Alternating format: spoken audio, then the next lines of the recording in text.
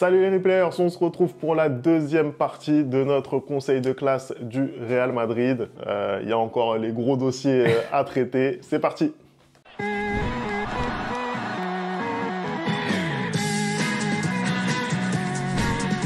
On passe au milieu de terrain, Femi. J'ai envie de commencer par Valverde ou Tchouaméni. Tu préfères qui? Allez, va pour Valverde. Allez, Valverde. Pour Valverde, alors c'est assez compliqué pour moi parce qu'il a très bien commencé la saison. Pendant très longtemps, ça a été pour moi le meilleur joueur du Real Madrid. Et là, depuis quelques temps, c'est un peu compliqué. Mais je pense que cela s'explique tout simplement par la fatigue. Parce que je te parlais des trois joueurs qui ont le plus joué, il est dedans. Valverde, typiquement, il joue énormément de matchs, que ce soit avec le Real Madrid ou que ce soit en sélection. C'est un pilier, c'est un cadre et il ne sort presque jamais dans les deux groupes. Donc aujourd'hui, Valverde, il a fait ce qu'il a pu pendant le début de la saison. Après un moment, quand physiquement ça devient compliqué, tes performances aussi sont un peu plus compliquées. Même si là, on voit avec le dernier match qu'il recommence à revenir à son niveau. Donc je dirais que Valverde, c'est encouragement. Ouais, encouragement, je pense que là-dessus, je suis d'accord avec toi. Valverde, en plus, faut pas oublier, là, il est dépourvu d'un joueur comme Toni Kroos cette saison et il arrive à prendre ses responsabilités. Tu vois ce que je veux dire? Il prend pas que le numéro 8 de Toni Kroos, il prend aussi les responsabilités qui vont avec. Aujourd'hui, c'est devenu un taulier, il fait partie des meubles dans cette équipe madrilène et je trouve que voilà... On voit quand même de moins en moins l'absence de Kroos qui se fait ressentir même dans la création, tu vois. En plus de ça, il arrive à dépanner, notamment au poste d'arrière droit, etc. Il se sacrifie. Pour le coup, lui, il est excellent. Voilà, lui, vraiment, il est très fiable. Après, je suis d'accord avec toi sur la baisse de régime, notamment sur les derniers matchs. Après, bon, voilà, des baisses de régime comme Valverde, on aimerait tous en avoir. Un dernier match, il te met un banger en pleine lucarne. Donc bon, voilà, la baisse de régime relative malgré tout. Non, Valverde, pour moi, c'est encouragement. Je suis totalement d'accord. J'espère pour lui qu'il va aller en deuxième partie de saison encore porter ce Real Madrid. On passe à Aurélien Tchouaméni. Allez, Tchouaméni. Pour moi, Tchouaméni, c'est clairement un avertissement. Parce que je suis désolé, Femi, aujourd'hui, je ne peux pas, je n'arrive plus parce que j'estime que en fait, il ne fait pas ce dépassement de fonction qu'on attend de lui aujourd'hui. Et puis même dans ce qu'il est attendu, j'estime qu'aujourd'hui, il le fait pas bien. Pourquoi? Je ne sais pas ce qui se passe. Je ne sais pas ce qui se passe chez lui, mais au milieu de terrain, clairement, pour moi, c'est pas le meilleur milieu de terrain du Real Madrid. Et c'est lui-même le dernier parmi les milieux de terrain au Real Madrid. Et en défense centrale, il dépanne bien. En défense centrale, pour le coup, il dépanne bien, pardon. Mais quand il y a une grosse adversité devant, on se rend compte qu'il y a des erreurs de placement et autres. Et encore une fois de plus, c'est pas son poste, tu vois. Donc c'est totalement normal. Mais où est son poste au milieu de terrain? Pour moi, aujourd'hui, il ne donne pas satisfaction et c'est clairement un avertissement. Ouais, là-dessus, je vais pas être aussi généreux qu'avec Lucas Vazquez. Je pense que je vais mettre avertissement parce que ouais, ce qui démontre quand même au poste de milieu de terrain. Moi, honnêtement, je trouve aussi beaucoup de suffisance, en fait. Je trouve qu'il est... De nonchalance, en fait. Tu vois, c'est pas possible, en sachant que, voilà, ça fait quand même plusieurs mois que Tchouaméni, il est un peu dans le creux de la vague. Là, tu vois, tu as une nouvelle saison pour essayer de te relancer, avec un peu moins de concurrence au milieu du terrain. T'es pas bon. Et quand on te met défenseur central, t'es un peu mieux, mais t'es pas non plus flamboyant, tu vois ce que je veux dire, avec aussi quelques petites erreurs, t'en as parlé. Je trouve ça fait beaucoup pour un joueur de son statut. En plus, voilà, c'est quelqu'un qui revendique une place au milieu du terrain. Il n'aime pas jouer en défense centrale. Il s'en est déjà exprimé là-dessus. Donc, pour moi, avertissement de travail, je suis désolé. Merci beaucoup. Et justement, on va passer à Eduardo Camavinga, qui pour le coup, pour moi, c'est je sais même pas si c'est pas félicitations. Non, encouragement, parce que voilà, faut pas non plus. C'est encouragement parce que il est parfait. Il est parfait. C'est-à-dire que quand tu vois un match de Real avec Camavinga et un match de Real sans Camavinga, tu vois la différence tout de suite. Parce que pour le coup, qu'il soit aligné en 6 ou qu'il soit aligné en 8, il a dès sa première touche, cette projection vers l'avant. Le jeu vers l'avant, il a cette manière de casser les lignes en faisant des passes, il a cette manière de porter le ballon pour essayer de ramener du danger en attaque, même sa séance du dépassement. Aujourd'hui, le seul truc que je reproche peut-être à Kamavinga, contrairement à un Tchouaméni par exemple, c'est qu'il ne tente pas assez les frappes. Au niveau des frappes, je pense qu'il pourrait tenter beaucoup plus. Il ne marque pas assez, hein, mais après je ne lui demande pas de marquer. Mais outre ça, c'est parfait partout. Pour moi, le volume de jeu qu'il ramène au milieu de terrain et son importance au milieu de terrain du Real Madrid, c'est juste exceptionnel. Pour moi, c'est encouragement. C'est encouragement. Moi, je lui mettrais aussi encouragement. Et moi, honnêtement, bon, je suis toujours autant bluffé par le joueur. Inutile d'en parler. Je pense qu'il n'y a qu'à regarder les matchs pour s'apercevoir que le gars est au-dessus de la mêlée. Moi, c'est plus au niveau du temps de jeu. Je pense que c'est un petit peu court quand même pour lui mettre félicitations. Alors que bon, il a que 7 matchs en Liga. Je crois qu'il a 4 apparitions en Ligue des Champions. Il a beaucoup été blessé. Il a beaucoup été blessé. Et donc, du coup, ça, pour moi, ça le pénalise quand même. Mais s'il arrive à avoir cette fiabilité physique comme un Valverde par exemple, bah pour moi ça va très très vite devenir le tollé de cette équipe et ça sera les félicitations au prochain conseil de classe, hein, avec le champagne et tout ce qui s'ensuit, parce qu'honnêtement ce qu'il fait sur un terrain c'est bluffant, hein, voilà, tout simplement. On passe on va dire un peu les remplaçants du milieu de terrain, hein, on va dire ça. On oublie un titulaire du milieu de terrain qui est Jude Bellingham. On oublie un titulaire du milieu de terrain qui est Jude Bellingham. Qu'est-ce que t'en penses toi personnellement? Est-ce qu'il y a vraiment besoin de discuter? Non, mais moi de toute façon, moi à chaque fois je dis à Anderson, tant que ce gars-là sera au Real Madrid, vous pourrez aller tranquillement, vous pourrez voguer à vos occupations, parce que ce gars, vraiment, en fait les mots me manquent. Non, quand je te dis les mots me manquent, vraiment c'est incroyable. Non, mais je te comprends. En fait, je te comprends. Je lui trouve aujourd'hui des qualités des plus grands joueurs à son poste, mais aussi à d'autres postes. En fait, à quel poste il joue ce gars? Dites-moi à quel poste il joue. En plus, il a 20 ans. Il a 20 ans. On ne se rend pas compte, on se rend pas compte du niveau qu'il a, hein. On ne se rend pas compte de l'équipe dans laquelle il joue, et on ne se rend pas compte que à cet âge-là, c'est un des leaders, aussi bien sur le terrain, hein, qu'en dehors du terrain, hein. C'est incroyable le niveau de jeu qu'il affiche depuis le début de la saison, hein. Il y a plein de gens qui disent qu'il était dans le dur parce qu'on a un peu fait redescendre, parce que voilà, on devait un peu changer l'animation offensive de l'équipe, mais on se rend compte que le seul moment où cette équipe va très très bien, c'est quand ce mec est haut. Et qu'il participe au jeu, bah, l'équipe du Real Madrid va excellemment bien. Non, bien évidemment que Jude Bellingham, c'est félicitations du jury.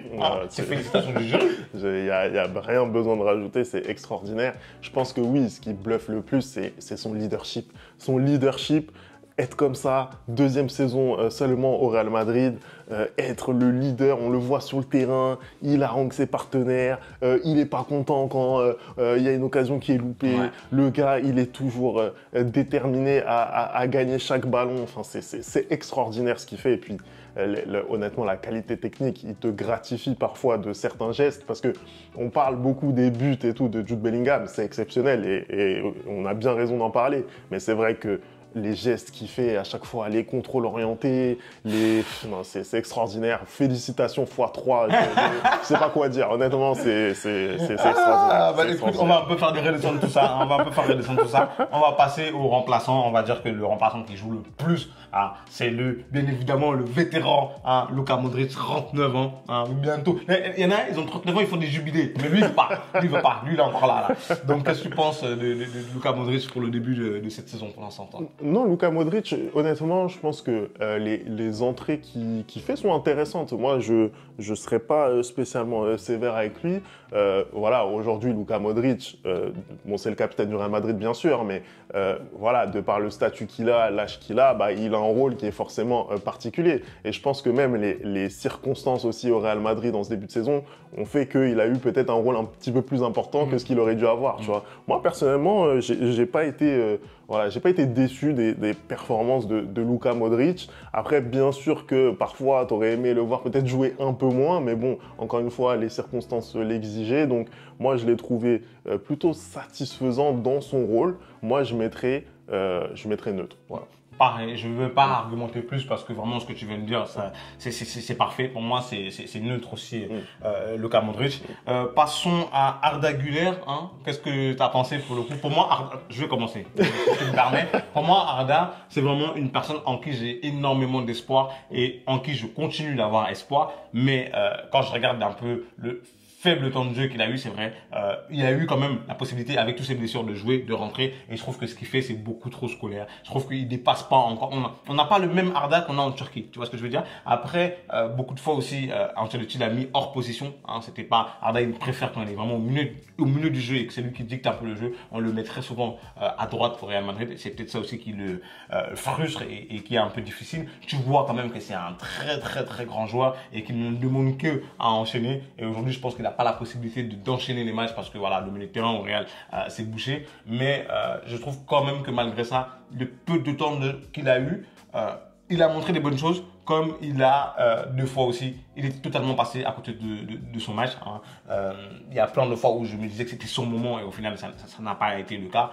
Donc je vais dire un autre pour Arda Güler personnellement.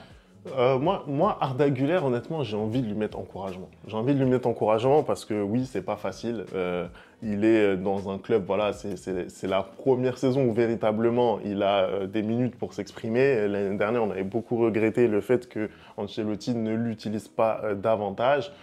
Moi, je l'ai trouvé intéressant sur certains matchs, décevant sur d'autres, je suis d'accord avec toi. Le poste peut-être excentré ne l'aide pas forcément. Mais moi, ce que j'ai aimé avec lui, c'est qu'il joue avec personnalité. Il joue avec personnalité. Le gars n'a pas peur. Il est culotté, tu vois ce que je veux dire? Ouais. Vraiment, il n'a pas peur de tenter des choses. Voilà. Après, ça peut réussir, ne pas réussir, mais il est vraiment culotté. Il joue avec énormément de maturité pour son âge, parce que lui aussi, c'est quelqu'un de très jeune. Il y a eu certains faits d'armes. Il a pu marquer certains buts aussi. Donc voilà, je trouve que c'est intéressant. J'ai envie de le voir davantage, peut-être un petit peu plus enchaîner les matchs. Je lui mets encouragement. Voilà. Okay. On va passer à Brahim Diaz. Hein. Brahim Diaz au milieu de terrain. Il nous reste Brahim Diaz et Dani Ceballos.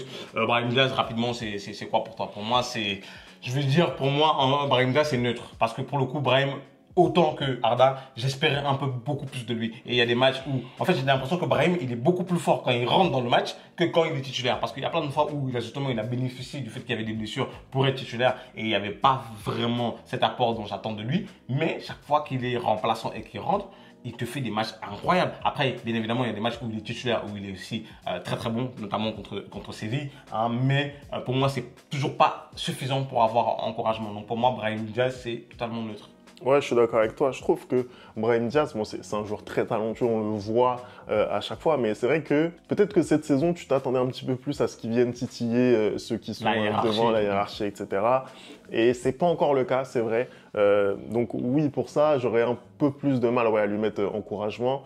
Je suis d'accord avec ton analyse sur le fait de le mettre en neutre. Après, voilà, c'est quand même un joueur qui apporte beaucoup. Il est très important. Il est très intéressant. Techniquement, il est très fiable. Dans la conservation, etc., c'est très difficile de venir lui prendre le ballon. Donc oui, je pense que c'est neutre, je pense que c'est juste. C'est ce qu'il faut comme appréciation. À lui, après, d'en faire plus pour pouvoir titiller un petit peu les titulaires. On va parler d'un dernier milieu de terrain avant de passer aux attaquants. C'est Dani Ceballos. Hein. Dani Ceballos qui lui aussi a été blessé pendant un moment, sauf que récemment il commence à revenir et commence à jouer.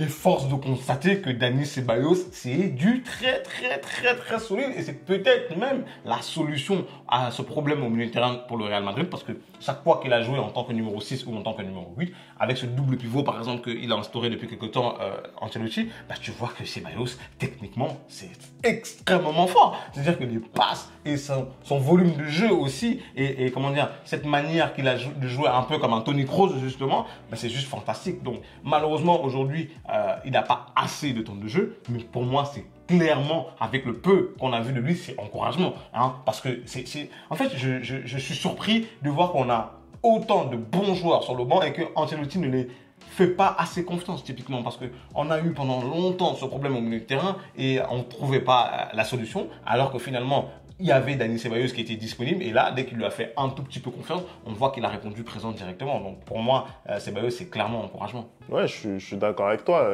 avec les encouragements. Ceballos, c'est simple, je pense que je ne l'ai pas vu à ce niveau depuis sa pige Arsenal. Je pense que clairement, là, depuis qu'on lui a de nouveau fait confiance là, sur les derniers matchs, bah, il est surprenant. Il est surprenant, on s'aperçoit que lui aussi, voilà, techniquement, bah, il peut être sûr, tu vois, il peut vraiment être fiable pour Carlo Ancelotti. Je trouve que voilà, la paire qu'il forme avec Valverde, elle est très intéressante. Donc oui, il est clairement candidat à une place de titulaire pour la deuxième partie de saison. On va pas se mentir. Aujourd'hui, il va clairement au moins être dans la rotation. Donc, moi, j'ai envie de mettre encouragement à Dani Ceballos. On l'attendait pas à ce niveau-là. Il y est, donc bravo à lui. On passe aux attaquants. Hein. On va commencer par Rodrigo. Bien évidemment, qu'est-ce que toi tu penses de son début de saison pour la première partie? Écoute, Rodrigo, c'est mitigé comme bilan. Moi, personnellement, j'ai pas envie de lui mettre avertissement parce que je trouve que ça serait difficile quand même pour lui. Il encaisse l'arrivée de Kylian et, entre guillemets, c'est lui qui en fait un petit peu les frais. Donc, c'est pas forcément simple à gérer. Alors que Rodrigo, ça a quand même été l'homme des grands matchs, que ce soit la saison dernière ou les saisons précédentes encore. Donc, ça a dû être un petit peu compliqué à digérer.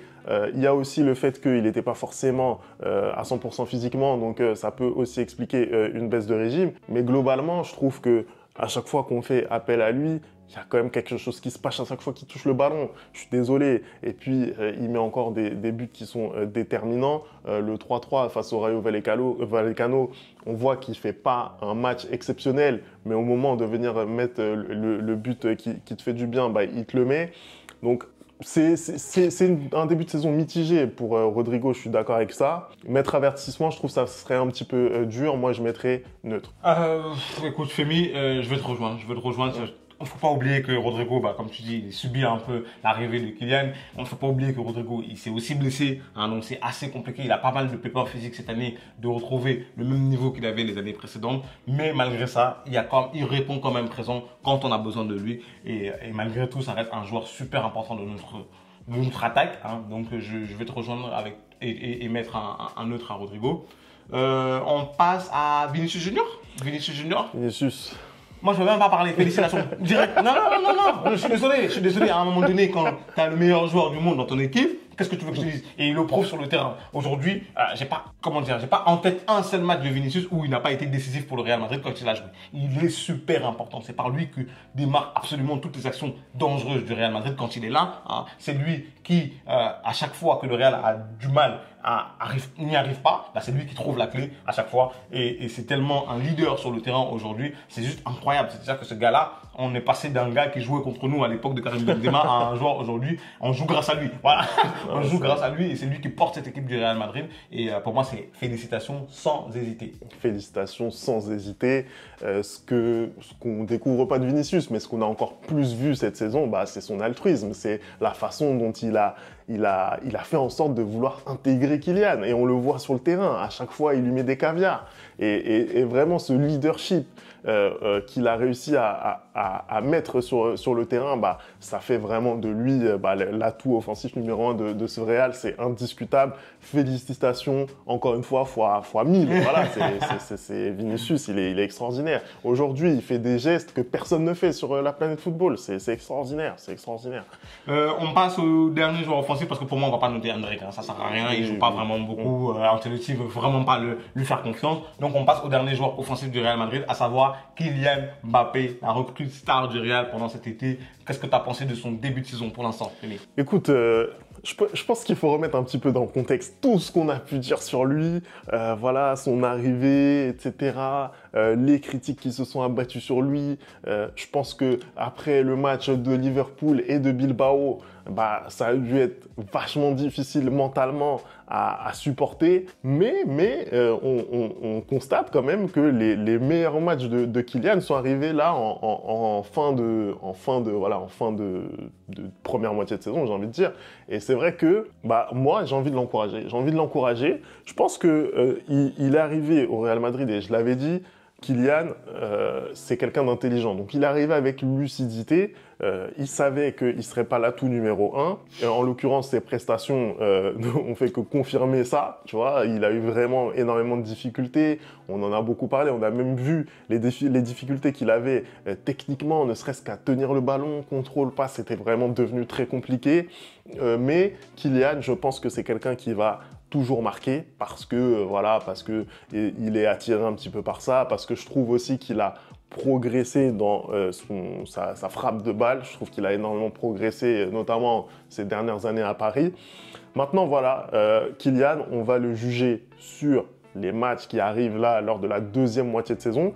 Mais honnêtement, j'ai trouvé quand même que ce qu'il a réussi à endurer mentalement et être quand même à ce niveau statistique, je trouve que c'est quand même assez fort. Je lui mets encouragement. Ok, moi je ne veux pas lui mettre encouragement, je suis désolé, parce que je trouve que sa première partie, en tout cas, de mi-saison quand il est arrivé, c'est absolument catastrophique. Hein. Techniquement, je n'ai jamais vu un joueur aussi nul. Hein. Non, je ne veux pas aller par quatre chemins. C'était très très compliqué, franchement. C'était plutôt un poids sur le terrain qu'un atout, hein, alors que c'était la recrue phare de ce Real Madrid-là. Malgré tout, il y avait quand même les statistiques qui étaient là, même si il était énormément aidé par ses coéquipiers, hein, à savoir en lui laissant des pénaltys à gauche, à droite, en lui mettant des passes décisives où il a juste à pousser le ballon dans les cages pour espérer lui redonner confiance. Ça a été très très compliqué au début pour lui, que ce soit techniquement, que ce soit un peu aussi dans sa manière de s'adapter avec le jeu du Real Madrid. On le voyait un peu perdu sur le terrain. Dans la deuxième partie de ce milieu de saison, il a commencé à s'améliorer. C'est-à-dire que quand il a pris aussi conscience qu'il avait besoin de faire des efforts, hein, il a commencé à mieux jouer. Et là, on regarde, il termine plutôt bien. Les 4 derniers matchs, non seulement il marque, mais en plus il est bon dans le jeu, parce que pour moi, ça ne suffit pas juste de marquer. Et donc, il est en train de s'améliorer. Donc là, aujourd'hui, pour moi, c'est neutre. C'est pas non plus catastrophique, je vais pas mentir, hein, c'est pas non plus avertissement, c'est neutre, mais j'attends de voir à la fin de la saison si le prochain conseil de classe, je vais lui mettre encouragement ou félicitations. Mais aujourd'hui, je suis pas satisfait du rendement de Kylian Mbappé à la mi-saison au Real Madrid, tu vois ce que je te dis. On a recruté un joueur qui est censé être parmi les meilleurs joueurs du monde, et pour l'instant, c'est pas ce que je vois sur le terrain. Hein. Pour l'instant, il est bon dans quelques matchs, hein, mais il n'est pas bon de manière constante, un peu comme un Vinicius Junior ou un Jude Bellingham, tu vois ce que je veux dire. Et finalement, même si les statistiques sont là, je crois que c'est 13 buts depuis le début de la saison, bah, ça fait pas tout. Parce que dans le jeu, on a la télévision, on voit ce qui se passe et clairement, c'est pas satisfaisant ce que je vois de Kylian Mbappé dans cette première moitié de saison. La fin de la première moitié de saison, elle est très bonne. Sa fin est très très bonne, mais le début était totalement catastrophique. En fait, il était tellement bas qu'il ne pouvait faire que se relever. Donc là, maintenant, j'espère qu'il va garder ce niveau qu'il est en train d'avoir, qu'il a atteint sur la fin de saison, parce qu'on aura besoin de ça, parce que je pense qu'il ne sera jamais remplaçant dans cette équipe. On parle quand même d'un mec à un moment où tout le monde exigeait, tous les fans du Real exigeaient qu'il aille sur le banc. Tu vois ce que je veux dire? Donc du coup, à un moment donné, je peux pas lui dire encouragement. Non, je suis désolé. Pour moi, c'est neutre. Et encore, c'est parce que je suis gentil. Je vais pas lui mettre avertissement malgré ses statistiques. Mais pour moi, c'est neutre. Peut-être au prochain conseil, il y aura encouragement ou félicitations. Mais là, pour l'instant, non. Neutre.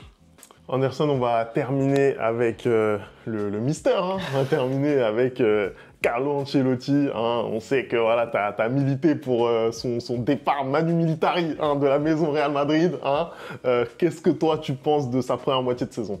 Une première moitié de saison assez compliquée pour Ancelotti, mine de rien. Énormément de blessures. Il doit composer avec un effectif réduit. On lui met aussi dans les pattes Kylian Mbappé qui vient totalement changer sa formation qu'il avait trouvée l'année dernière. Ce 4-4-2 un peu avec Jude Bellingham qui se projetait en tant que 9,5.